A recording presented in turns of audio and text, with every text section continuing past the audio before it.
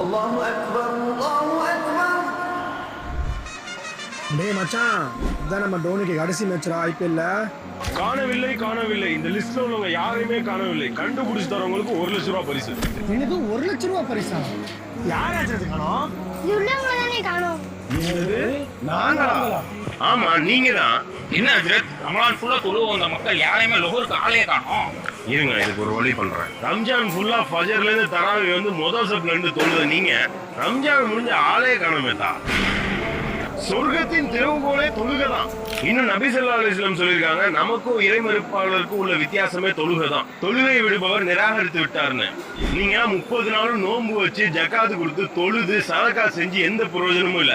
இனிமேலாவது மாத்திக்கங்கத்தா. பள்ளிகள் பல இருந்தும் பாங்கோசை கேட்ட பின்பும் பள்ளி செல்ல மனமில்லையோ.